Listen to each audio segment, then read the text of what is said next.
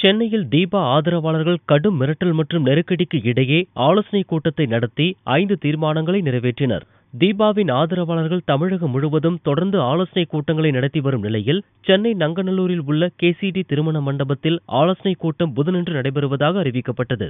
சென்னை, திருவள்ளூர் மாவட்டங்களைச் சேர்ந்த தீபாவின் ஆதரவாளர்களும் வெளி மாவட்டங்களைச் சேர்ந்த நிர்வாகிகளும் கலந்து கொள்ள திரண்டனர். தீபாவின் அரசியல் பிரவேசம் குறித்து முக்கிய முடிவுகள் எடுக்கப்படும் என்று எதிர்பார்க்கப்பட்ட நிலையில் திடீரென திருமண மண்டப உரிமையாளர் தீபாவின் ஆதரவாளர்கள் கொடுத்த முன்பணத்தை திருப்பிக் கொடுத்தார். இதனால் சாலையில் கூட்டம் நடத்தி 5 தீர்மானங்கள் நிறைவேற்றப்பட்டது.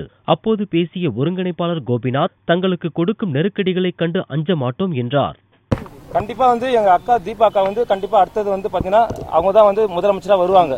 இது எல்லா ஊர்ல எல்லா மாவட்டத்திலயும் இது இன்னைக்கு டெய்லியும் இருக்க வந்துட்டு தான் இருக்காது. ஓகேங்களா, அதனால எதை கண்டு நாங்க இனி அஞ்ச போறது கிடையாது. ஓகேங்களா, அஞ்சவும் மாட்டோம். எங்களுக்காக எல்லா மக்கள் சக்தியும் இருக்கு. எல்லா பாமர மக்களும் சப்போர்ட் பண்றாங்க, நடுத்தர மக்களும் சப்போர்ட் பண்றாங்க, கட்சி பாகுபாடு இல்லாம சப்போர்ட் பண்றாங்க. தீபாக்காவை ஏத்துக்கிறதுக்கு எல்லாமே இன்னைக்கு ரெடியா இருக்காங்க. அம்மாவுடைய வாரிசு யாருன்னா புரட்சி தலைவி தீபா. அவங்க தான் ரத்தம். அவங்க தான் எங்களுக்கு இனிமேல் பொதுச் செயலாளரா வரணும். அதிமுகவை கட்டி காப்பாற்றக்கூடிய திறமை உள்ளவங்க அவங்க. இந்த சசிகலா எங்க இருந்து வந்தாங்கன்னு தெரியாது.